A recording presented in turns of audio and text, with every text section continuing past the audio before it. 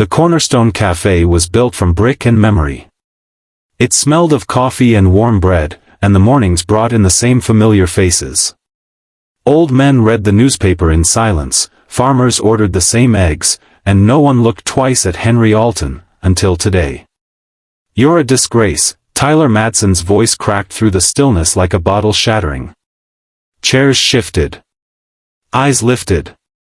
Henry, seated alone near the window, didn't move. His hands wrapped around a chipped white mug. The steam had long gone cold. Tyler stood tall, chin high, his army cap pristine. His polished boots tapped against the floor with practiced rhythm. He liked to talk loud, to make sure people heard him. "You dishonor the uniform walking around like that. Some of us earned it." Henry didn't reply. He never did. His coat, an old green military jacket worn soft at the seams, hung loose over thin shoulders. On the left breast, barely visible, was a faded patch, unnoticed by most.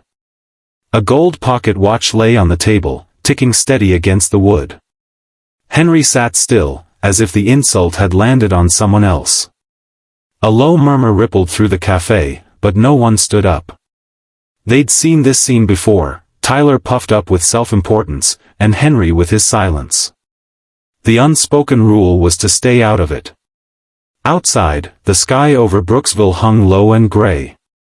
Inside, the tension settled like dust. Tyler scoffed and walked away, muttering under his breath. Henry blinked once, then reached for his toast. None of them knew the truth. None of them knew what that patch meant.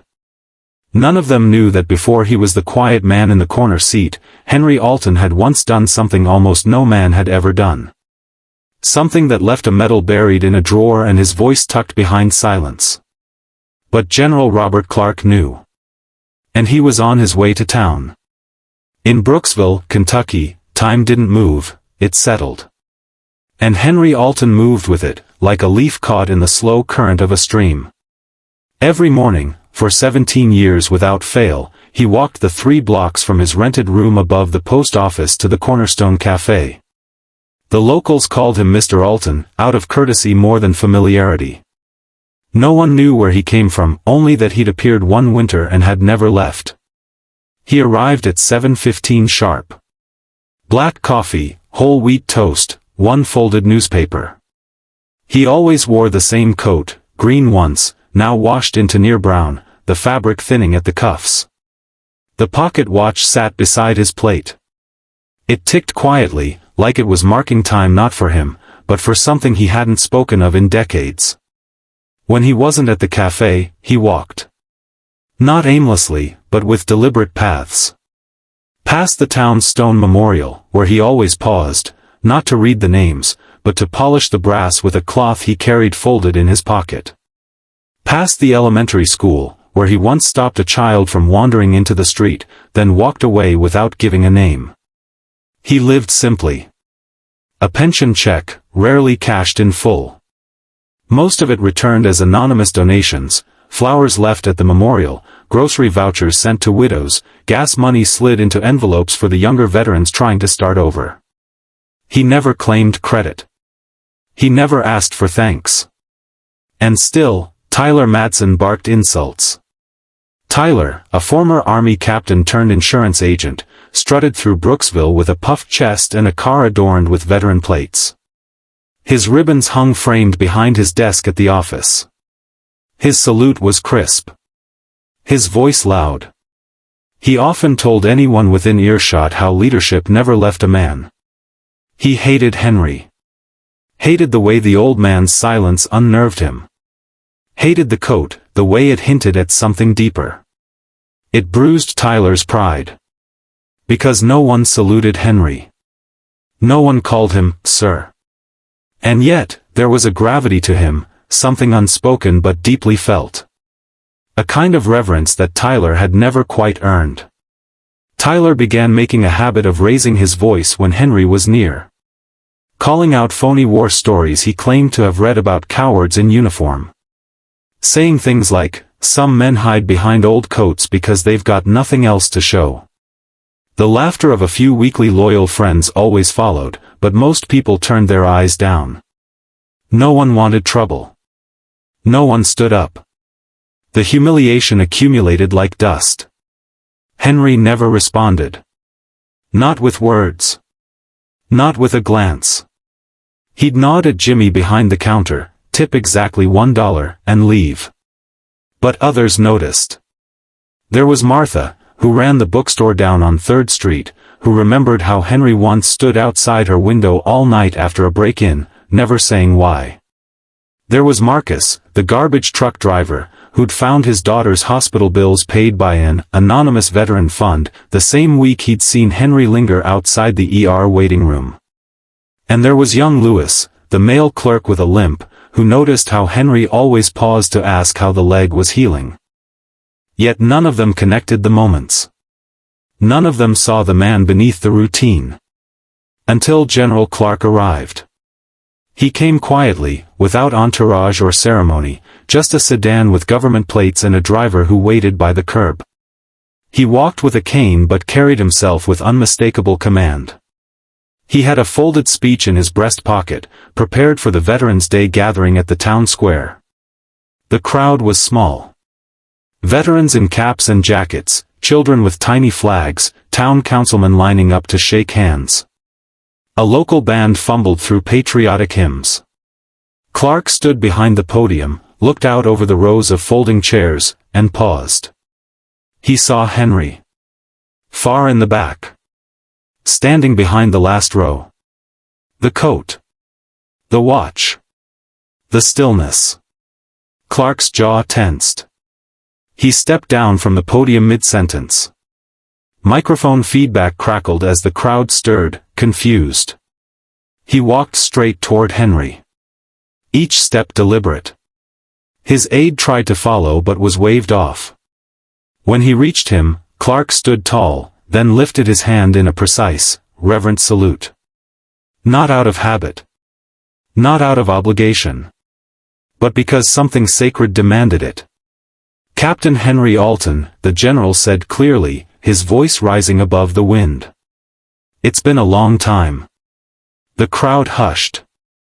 Clark turned to face the gathering. This man, he said, gesturing to Henry, wore the Medal of Honor. You don't forget a face like that. Gasps rose from the crowd. Murmurs of disbelief rippled through the rows. Tyler Madson had been mid-step toward the stage. He froze. He was in LZ Mero, Vietnam, 1969, Clark continued. They say what he did that day saved 41 lives. The record says 37. But I know it was more. Because I was one of them. Henry didn't move. His eyes held Clark's. There was no pride in them. No triumph. Just quiet acceptance. A truth finally returned to the world. Clark faced him again. Saluted once more. Brooksville has a hero, he said, and we've forgotten him long enough. For a long moment, no one moved. Then one by one, the people stood. Veterans first, then the mayor, then mothers holding small children. The band lowered their instruments. Tyler stood rigid, pale. He didn't move. Henry finally gave a nod. Just one. And then he turned back toward the square, walking slowly, the weight of silence lifting. After the ceremony, the town shifted, quietly, as small towns do. The papers ran a front-page photo of General Clark mid-salute, with Henry in his weathered coat standing motionless beside him. The headline read, "A hero walks among us." But it wasn't the newspaper that changed things. It was the way people began to remember. Not suddenly, but piece by piece, as if recollecting a dream half-forgotten at dawn. First came Mrs. Albright, the librarian, who told her son that Henry once returned a box of children's books in the middle of a rainstorm. He walked 5 blocks without an umbrella, she said, because he didn't want the books to be late. Then came Dean Carter, the janitor at the elementary school, who recalled a winter morning when the furnace had failed. The school had been freezing, and somehow space heaters had appeared in every classroom, delivered overnight by a man matching Henry's description. Someone remembered how Henry tended the war memorial every Sunday.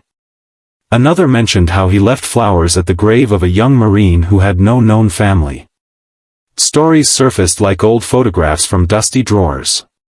They'd always been there, just unnoticed. Henry kept to his routine, unchanged. He still arrived at 7:15. Still ordered coffee, toast, and read the paper without rush. But now, eyes followed him, not with suspicion, but with awe. People stood when he entered. Veterans nodded with solemnity. Jimmy at the counter began preparing his order before Henry sat down.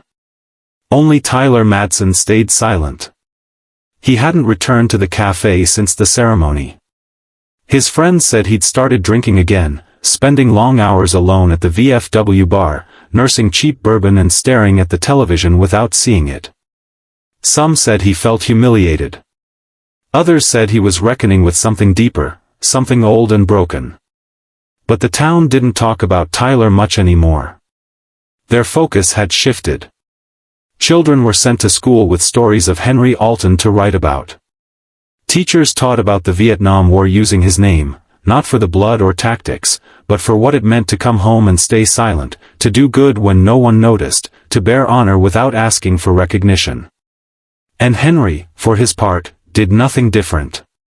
He spoke little. He answered questions with brief nods or quiet yes, ma'am, and thank you.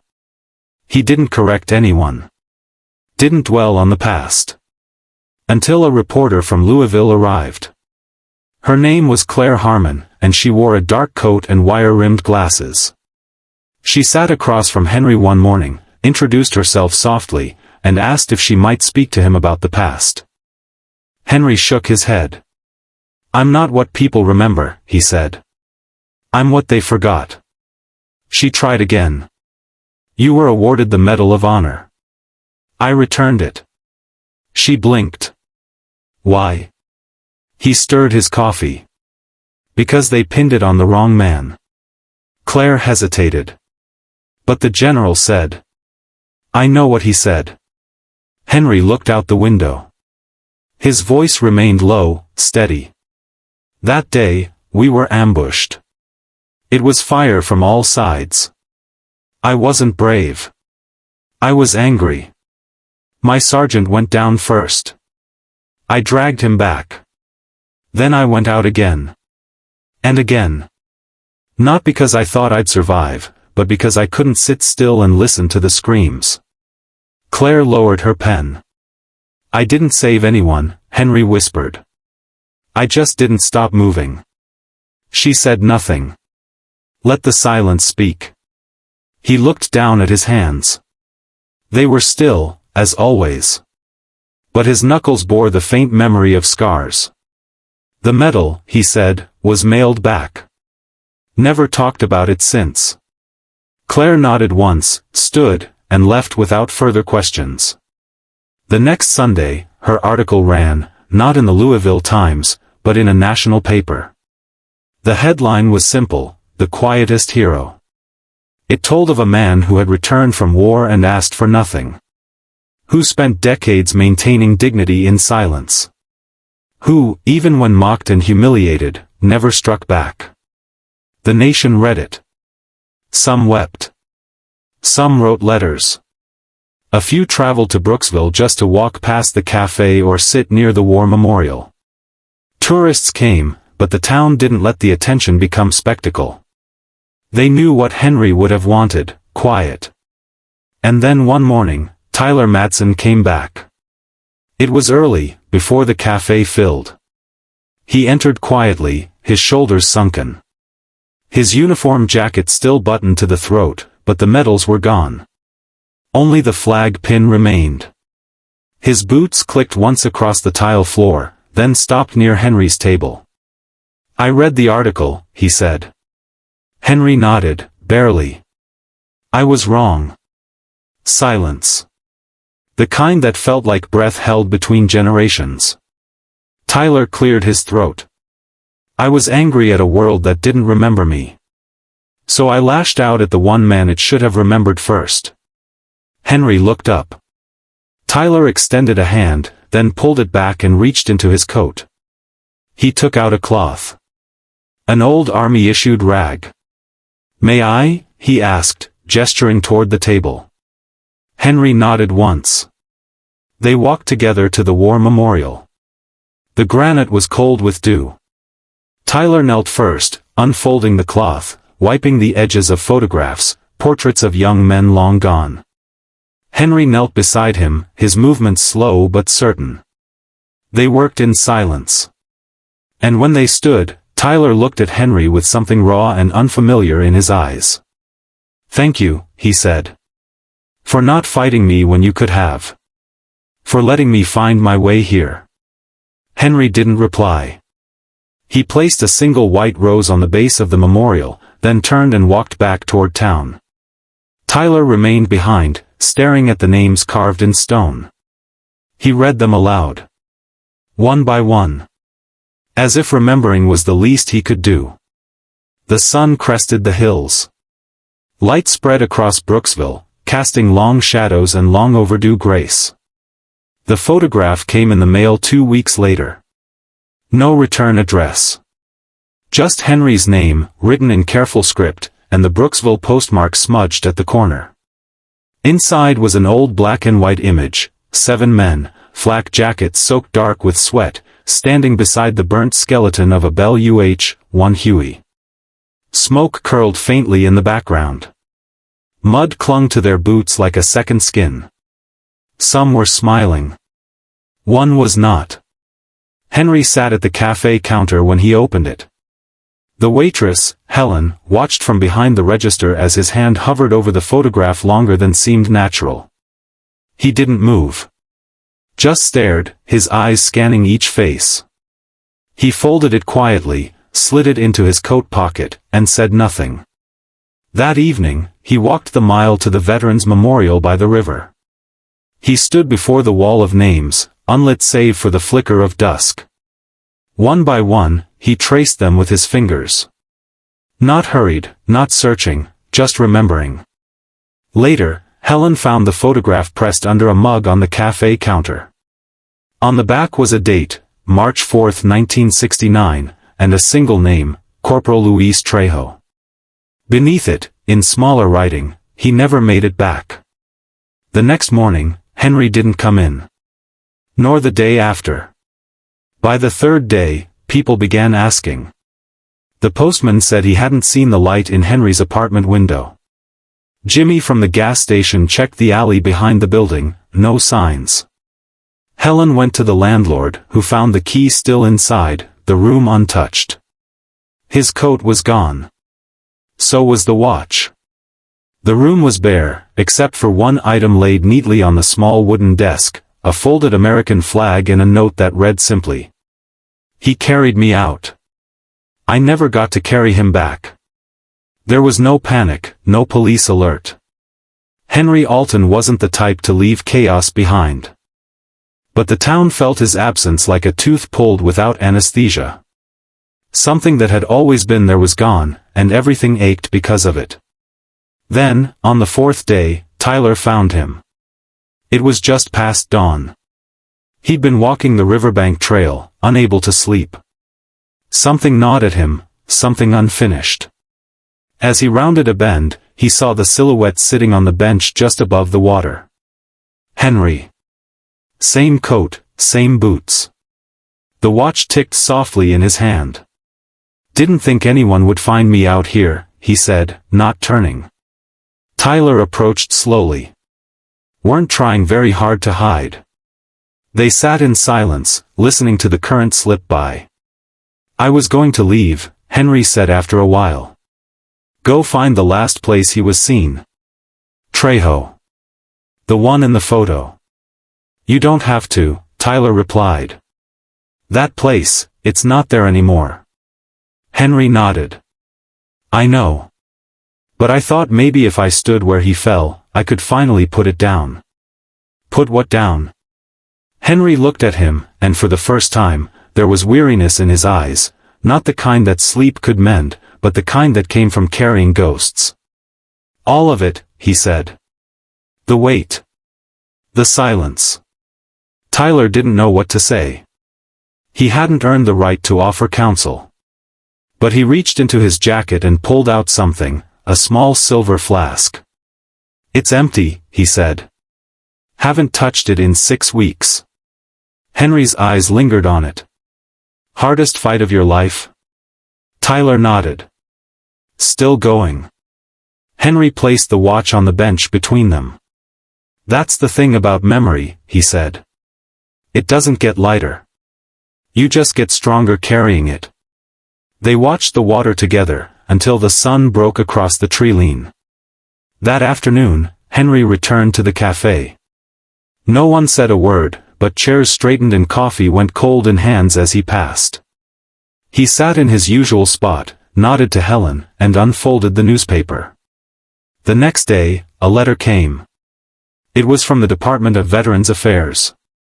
A thick envelope with creases at the corners. Inside was a notice. The VA had reissued his Medal of Honor, following confirmatory records from multiple testimonies and military cross-referencing. It was enclosed in a simple box. No ceremony. Just a letter and a folded case. Henry brought it to the memorial that evening. He placed it on the stone ledge beside the wall of names. He stood for a long time, then turned and walked away. When Helen found it, she didn't move it. No one did. It stayed there for 3 days. On the 4th, someone placed a single candle beside it. Then a note. Then flowers. By the end of the week, the base of the memorial was covered in offerings, not for Henry, but for the nameless, the quiet, the forgotten who had never asked for anything. That Sunday, the town voted to rename the plaza. It became Alton Square. There was no ribbon cutting, no national news. Just a crowd of locals gathered at dawn, watching the sun climb over a new bronze plaque etched into the stone. To those who served and said nothing. We remember. Henry watched from the edge of the crowd. He didn't step forward. Didn't wave. Just stood in his coat, hands folded, the gold watch ticking quietly in his pocket. Later, a child approached him. A boy with freckles and a gap-toothed grin. Are you the hero? Henry crouched, the movement slow but smooth. No, he said gently. I just remember one. The boy nodded, as if that made more sense than anything. Henry stood, turned toward town, and walked home. Winter came early that year. Frost curled across the cafe windows by late October. Mornings began in silence, the streets muffled under thin layers of ice and wind.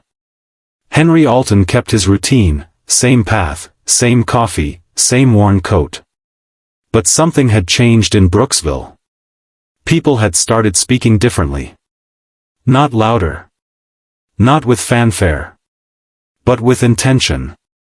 The new waitress, Michelle, called him Mr. Alton and wrote "Thank you" on his receipt. The high school history teacher invited him to speak at Veterans Day Assembly. He declined, politely. Still, the students came anyway.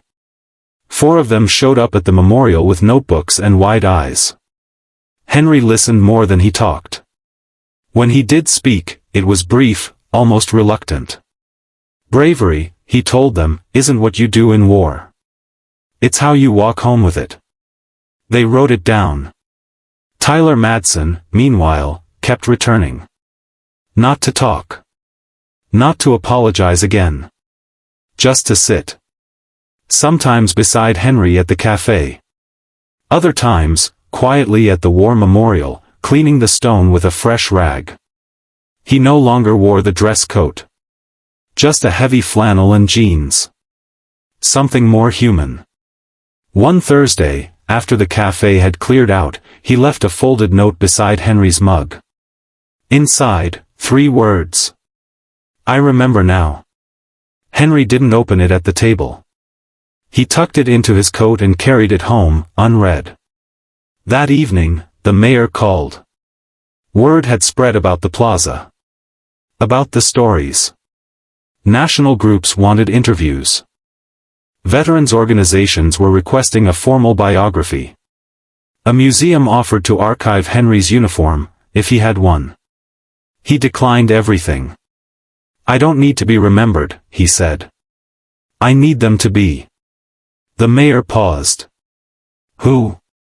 Henry didn't answer. But that night, he went to the old county hall and asked to borrow a key. The door hadn't been opened in years. The veterans' room, once a proud corner of the old municipal building, had fallen into disrepair. Faded flags hung crooked from the ceiling. Dust blanketed the display cases.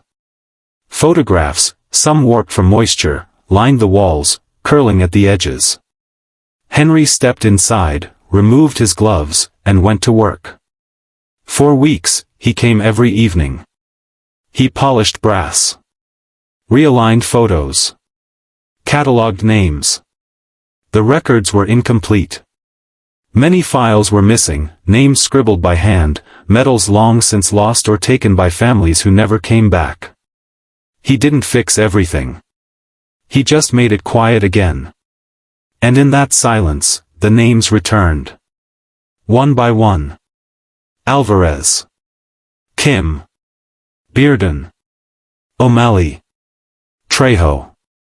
He created a new shelf near the entrance.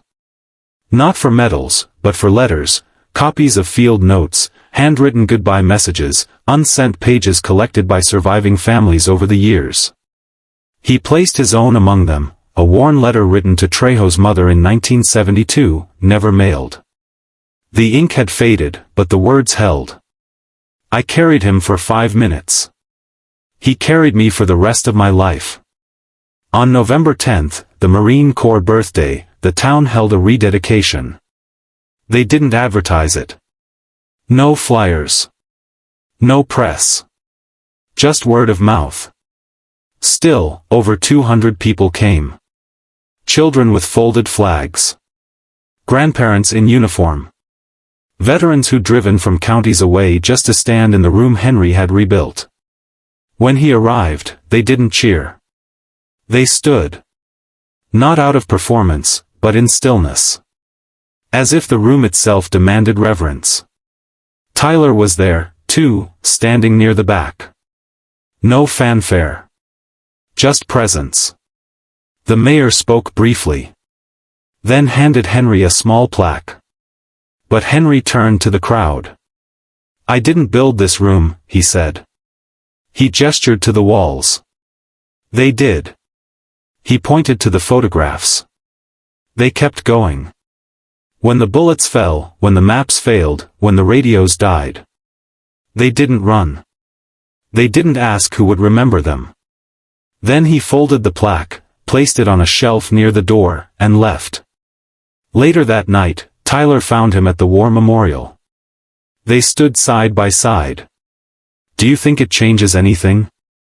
Tyler asked. "What we do now?" Henry didn't look at him. "No," he said quietly. "But it keeps us from forgetting." They stood in silence as snow began to fall, soft flakes clinging to the stone, to their jackets, to the names carved in cold. And slowly, beneath their boots, the ice began to crack. By December, the town of Brooksville had changed. Not loudly, not all at once. But in the way a riverbed shifts under slow-moving water, incrementally, undeniably. People lingered longer at the memorial now. Some left photos of loved ones. Others sat in silence, as if the act of remembering had become sacred. The veterans' room, once forgotten, now stayed open every weekend. Local students volunteered to archive artifacts. Families brought in stories, snapshots, uniforms, letters that had been buried in attics or stashed in shoeboxes. Henry never accepted credit. He simply showed up, each time, quietly adjusting a frame or dusting a shelf. Then, in the third week of December, the letter came. It was addressed to Henry Alton, care of Alton Square. No return address, only a military postmark and the initials JC written in small block letters. Inside was a single photograph, new this time. Taken just weeks prior. It showed the gravesite of Corporal Luis Trejo. The headstone had been restored. The flagpole repainted. A folded flag lay beneath a wreath marked Brooksville Remembers. Henry sat with the letter for a long time. That night, he went to the cafe, alone. He didn't order food. He just sat at the counter and left the photograph next to his mug. Jimmy, working late, asked if everything was all right. Henry smiled faintly. "I think," he said, "I can rest now." He didn't come in the next morning. Or the day after that. Tyler was the first to check. He knocked on Henry's apartment door. No answer. The landlord let him in. Henry's coat was folded on the bed. The pocket watch lay on the windowsill, still ticking. Beside it was a letter, addressed to no one. Inside, the same steady handwriting. "If you are reading this, I'm not far. I just followed a trail I started 50 years ago. I needed to see it through. Please tell the town thank you for giving me back my name without asking for a story." Tyler read it once, then sat down in the chair by the window. Snow was falling again, silent, like breath held. He stayed there for hours. The town searched, at first. Gently. Not out of panic, but out of respect. The sheriff walked the riverbank. A few veterans drove the back roads, checking the tree lines. But they didn't expect to find him. They knew Henry had left on his own terms. At the memorial, someone placed a small wooden sign. "Gone to carry one more name." In the months that followed, something took root in Brooksville. The cafe added a plaque at Henry's booth. It simply read, "Reserved." The high school created a new elective, local memory and oral history. The final assignment each year was simple: find someone whose story hadn't been told. Write it down. Preserve it. The veterans' room never closed again. On its back wall, above the shelf of letters, a single medal now rested in glass. Beside it, a photograph of a man in an old green coat. No caption. No rank. Just his eyes, steady, worn, and quietly watchful. Tyler continued coming to the memorial each Sunday. He no longer drank. He no longer barked at cashiers or strangers. Instead, he took up Henry's habit, cleaning the brass, replacing the flowers, folding the stray notes left by schoolchildren. And once a year, on March 4th, he laid a white rose at the stone that bore Trejo's name. He didn't speak. He didn't cry. He just stood, hand resting against the granite, remembering the man who taught him that silence is not the absence of strength, but its most faithful companion. Years passed. New faces came to town. The cafe changed ownership, the school expanded, roads were paved. But Henry's memory stayed rooted. Not because of medals. Not because of stories told on stages. But because once, in a small town forgotten by maps, one man lived quietly enough to remind the world what honor looked like when no one was watching. And Brooksville never forgot him again. He was never lost.